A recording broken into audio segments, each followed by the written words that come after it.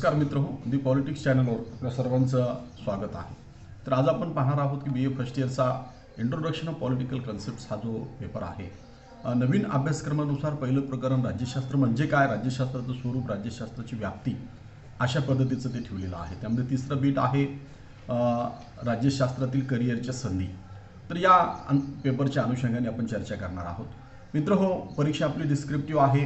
BA first इयरला ज्या पद्धतीने हे प्रकरण आहे तशाच पद्धतीने हे प्रकरण 11वीला देखील आहे। जे 11वीला आपल्याला राज्यशास्त्र म्हणजे काय हे शिकवलेलंच आहे। तर त्याची एक उजळणी आहे, अत्यंत सोपा प्रश्न आहे, परीक्षेत सहजपणे तुम्ही पास व्हाल अशा त्यामध्ये आपल्याला पहिल्यांदा काय करायचं आहे, प्रश्नपत्रिकामध्ये पहिला प्रश्न अनिवार्य आहे।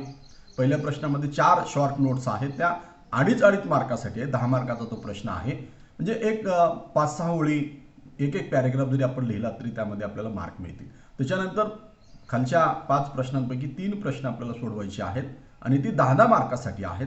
मग त्यामध्ये आपल्याला प्रस्तावना करावी लागते, नंतर मग लिहावं लागत असते। आता यामध्ये प्रश्न काय येईल तर राज्यशास्त्र म्हणजे काय आणि राज्यशास्त्राचे स्वरूप स्पष्ट करा, किंवा राज्यशास्त्र म्हणजे काय हे सांगू, राज्यशास्त्राची व्याप्ती लिहा, अशा पद्धतीचा तो प्रश्न असेल। मग त्यामध्ये राज्यशास्त्र म्हणजे काय हे कॉमन असेल आणि आपल्याला ज्ञात असलं पाहिजे की राज्यशास्त्राचं प्रास्ताविक लिहित असताना आपण लिहिलं पाहिजे की मनुष्य हा स्वभावतः हा सामाजिक प्राणी आहे, म्हणून तो समाजामध्ये असतो आणि मग समाजामध्ये जीवन जगत असताना मनुष्याने व्यक्तिगत प्रगतीसाठी सामाजिक स्तरावर जे जीवन आधारित आहे म्हणून तो समूह करून राहू लागला आणि मग माणसाच्या गरजांची पूर्तता करण्यासाठी विविध संस्था निर्माण झाल्या। त्यामध्ये मग कुटुंब संस्था आहे, विवाह संस्था आहे, शिक्षण संस्था आहे, अशा विविध संस्था निर्माण झाल्या।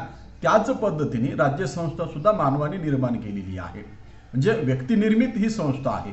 हॉब्स रुसोनी सोशल कॉन्ट्रॅक्ट राज्याचे उदयाचा सिद्धांत मांडलेला आहे आणि म्हणून मग मनुष्य हा अरिस्टॉटलने म्हटल्या पद्धतीने मानवी समाज जीवनाला उत्तम जीवन प्राप्त करून देण्यासाठी राज्याची निर्मिती केली आणि मग तो जसा अरिस्टॉटलने म्हणतो जसा सामाजिक आहे तसा राजकीय प्राणी आहे असल्यामुळं समाजाचं राजकीय स्वरूप समाजाला प्राप्त झालेला आहे आणि ते आपण समजून घेतलं पाहिजे। 33 भूप्रदेशातील राजकीय दृष्ट्या संघटित असलेल्या लोकांची सार्वभौम शासन संस्था निर्माण झाली आणि राज्यशास्त्राला एक शास्त्रीय स्वरूप प्राप्त झालेलं आहे आणि मग अशा पद्धतीने राज्यशास्त्राची मांडणी दी पॉलिटिक्समध्ये अरिस्टॉटलने केली, म्हणून आपण अरिस्टॉटलला राज्यशास्त्राचा जनक संबोधतो आणि अरिस्टॉटलने या शास्त्राला मास्टर सायन्स असं म्हटलेलं आहे, कारण हे शास्त्र राज्याचं शास्त्र आहे आणि राज्याचा उद्देश हा माणसाला उत्तम जीवन, गुड लाईफ प्राप्त करून देण्यासाठी आहे आणि हे जीवन प्राप्त करून देते, म्हणून हे राज्यशास्त्र एकाच वेळी तिन्ही काळाचा वेध घेते, म्हणून ते मास्टर सायन्स आहे असं आपण प्रस्तावनेमध्ये लिहिलं पाहिजे। आणि त्यानंतर मग आपण सब टॉपिक घेतला पाहिजे राज्यशास्त्राचा अर्थ। मग राज्यशास्त्राच्या व्याख्या करत असताना अरिस्टॉटलने त्याच्या दी पॉलिटिक्स या ग्रंथामध्ये राज्यकारभाराचं शास्त्र अशा पद्धतीने पॉलिटिक्स हा शब्द प्रचलित झाला। राजकारण आणि राज्यशास्त्र या दोन्हीही अर्थाने पॉलिटिक्स ही संज्ञा अनेक वर्ष वापरण्यात येत होती, पण पुढे राज्यशास्त्रासाठी पॉलिटिकल अशी संज्ञा रूढ करण्यात आली, पॉलिटिकल सायन्स। आणि म्हणून मग म्हणजे मूल्यांच्या संदर्भात राजकीय प्रश्नाचं चिंतन करणारे राजकीय विचारवंत व दैनंदिन राजकारणाच्या प्रक्रियेमध्ये वावरणारे क्रियाशील राजकीय नेते किंवा राजकीय नेते आणि मूलतत्वे, घटना घडामोडी, राजकीय वर्तन याचा शास्त्रीय दृष्टीने विचार करणारे राज्यशास्त्राचे विद्यार्थी यांच्या दृष्टिकोनात स्वाभाविकच फरक असणार आणि म्हणून ते गृहीत धरून राज्यशास्त्राच्या शाखांचा विस्तार झाला। अरिस्टॉटलने राज्यशास्त्राला शास्त्राचं शास्त्र असं म्हटलेलं आहे।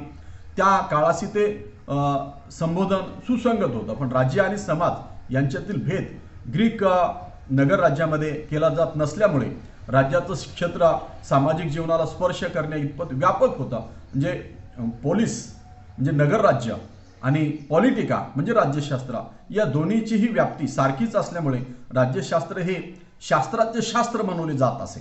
या काळातील समाज जीवनात व्यक्तिगत आणि सार्वजनिक असा भेद कुठल्याही पातळीवर नव्हता आणि म्हणून मग सामुदायिक जीवनाची विविध क्षेत्र एकमेकापासून वेगळी झालेली नसल्यामुळे नगर राज्याच्या नागरिकांचे कोणतेही वर्तन या ना त्या संदर्भात राजकीय ठरत असे आणि म्हणून त्या वर्तनाचा सामूहिक सहजीवनावर प्रभाव पडणे अनिवार्य ठरत असे। म्हणजे आपल्याकडं महाभारतातील शांतीपर्व सुद्धा असाच उल्लेख आढळतो, म्हणजे हत्तीच्या पावलांच्या खुणामध्ये अन्य सर्व प्राण्यांच्या पाऊलखुणा जशा सामावून जातात त्याप्रमाणे राज्यशास्त्राच्या व्याप्तीचा वर्णन शांतीपर्वामध्ये भीष्माने केलेलं आहे।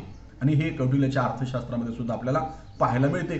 अशा पद्धतीने आपण हे लिहिलं पाहिजे। आणि मग या पद्धतीने आधुनिक राज्यशास्त्रामध्ये राज्यशास्त्राचं वास्तववादी आणि आदर्शवादी अशा पद्धतीने विश्लेषण झालं आणि त्या अनुषंगाने राज्यशास्त्राच्या अर्थाबद्दल एकमत निर्माण झालं नाही आणि अनेक व्याख्या राज्यशास्त्राबद्दल केल्या गेल्या त्या खालीलप्रमाणे आहेत। आणि मग पहिली व्याख्या आपण घेतली पाहिजे आर.जी. गेटेल यांची। आर.जी. गेटेल यांच्या मते ऐतिहासिक दृष्टिकोनातून भूतकाळात राज्य कसे होते, वर्तमान काळात राज्य कसे आहे आणि नैतिकदृष्ट्या भविष्यकाळात राज्य कसे असावे या संबंधीचा अभ्यास करणाऱ्या शास्त्राला राज्यशास्त्र असे म्हणतात, अशी त्यांनी सुटसुटीत व्याख्या केलेली आहे। यामध्ये काय आहे तर ऐतिहासिक दृष्टिकोनातून भूतकाळात राज्य कसे होते, वर्तमान काळात राज्य कसे आहे आणि नैतिकदृष्ट्या भविष्यकाळात राज्य कसे असावे, म्हणजे एकाच वेळी हे शास्त्र तिन्ही काळाचा वेध घेते आहे आणि तिन्ही काळाच्या वेध घेणाऱ्या अभ्यासाला राज्यशास्त्र असं म्हणतात, असं त्यांनी गेटेलनी म्हटलेलं आहे। त्यानंतरची दुसरी व्याख्या आहे ती आपण समजून घेतली पाहिजे, ती आहे प्राध्यापक सिली यांनी केलेली आहे। सिली यांच्या मते म्हणून कॉमा द्यायचा आणि इनोटेड कॉमामध्ये आपण लिहिलं पाहिजे की ज्याप्रमाणे अर्थशास्त्रामध्ये संपत्तीचा, प्राणीशास्त्रामध्ये जीविताचा, बीजगणितामध्ये अंकांचा आणि भूमितीमध्ये स्थळ, उंची याचा शोध घेतला जातो, त्याचप्रमाणे राज्यशास्त्रामध्ये शासन संस्थेच्या तत्वाचा शोध घेतला जातो, अशी अत्यंत सोपी व्याख्या सिली यांनी केलेली आहे।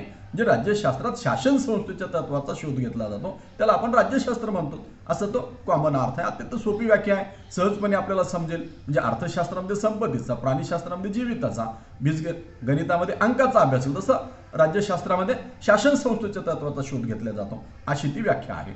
त्यानंतरची तिसरी व्याख्या आपल्याला घेता येईल पॉल जेनेट यांच्या मते। पॉल जेनेट यांनी काय म्हटलेलं आहे राज्यशास्त्राबद्दल, तर यांच्या मते कॉमामध्ये आणि नोटेड कॉमामध्ये लिहिलं पाहिजे की राज्यशास्त्र हा सामाजिक शास्त्राचा असा भाग आहे की ज्यामध्ये राज्याची आधारभूत तत्वे आणि शासन संस्थेची मूलभूत तत्वे यांचा विचार केला जातो। म्हणजे राज्याची आधारभूत तत्वे आहेत आणि शासन संस्थेची मूलभूत तत्वे आहेत, या दोन्हीचा अभ्यास ज्या शास्त्रामध्ये केला जातो त्याला आपण राज्यशास्त्र असे म्हणतो। त्यानंतरची चौथी व्याख्या येते ते म्हणजे जे.डब्ल्यू. गार्नर यांच्यामध्ये। जे.डब्ल्यू. गार्नर अत्यंत सोपी व्याख्या केली, त्यांनी म्हटलेलं आहे की राज्यशास्त्राच्या अभ्यासाचा प्रारंभ राज्यापासून होऊन त्याचा शेवटही राज्याच्या अभ्यासातच होतो, त्या शास्त्राला राज्यशास्त्र असे म्हणतात। अत्यंत सोपी व्याख्या आहे आणि म्हणून राज्याचे शास्त्र म्हणजे राज्यशास्त्र, अशी व्याख्या सर्वसामान्य जनांमध्ये रूढ झालेली आहे। त्यानंतरची व्याख्या आहे पाचवी पेनॉक आणि स्मिथ यांच्या मते। पेनॉक आणि स्मिथ यांनी राज्यशास्त्राची काय व्याख्या केलेली आहे तर त्यांनी असं म्हटलेलं आहे की शासन संस्था आणि राजकीय प्रक्रिया यांचे स्वरूप काय आहे, ते कसे असावे आणि त्यांच्यात एकरूपता कधी साधता येईल या उद्देशाने सुव्यवस्थितपणे केलेला अभ्यास म्हणजे राज्यशास्त्र होय। तर विद्यार्थी मित्रांनो, हे आपण लक्षात घेतलं पाहिजे की ही प्रत्येक व्याख्या आपण जोपर्यंत समजून घेणार नाही तोपर्यंत आपल्याला ती आपल्या शब्दामध्ये लिहिता येणार नाही। ती जशाला तशी लिहावी असंही काही नाही, आपण ती समजून घेतली तर आपल्या शब्दामध्ये लिहिली तरी चालते।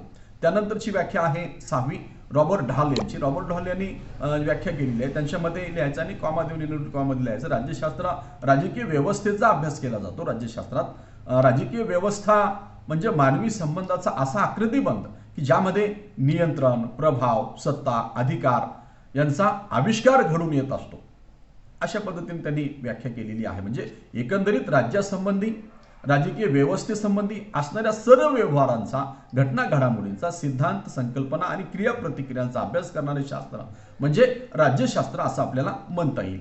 अशा पद्धतीने आपण राज्यशास्त्राच्या 5-6 व्याख्या समजून घेतल्या पाहिजेत आणि त्या मांडल्या पाहिजेत। अशा पद्धतीने राज्यशास्त्र म्हणजे काय हे आपल्याला समजून घेता येऊ शकते आणि हा प्रश्न कॉमन आहे। म्हणजे राज्यशास्त्र म्हणजे काय किंवा राज्यशास्त्राचा अर्थ सांगून स्वरूप स्पष्ट करा किंवा राज्यशास्त्र म्हणजे काय सांगून त्याची व्याप्ती लिहा, अशा पद्धतीने प्रश्न व्याप्ती विचारली काय आणि स्वरूप विचारलं काय, राज्यशास्त्र म्हणजे काय हा भाग कॉमन आहे, म्हणून आपण तो अधिक प्रभावीपणे समजून घेतला पाहिजे।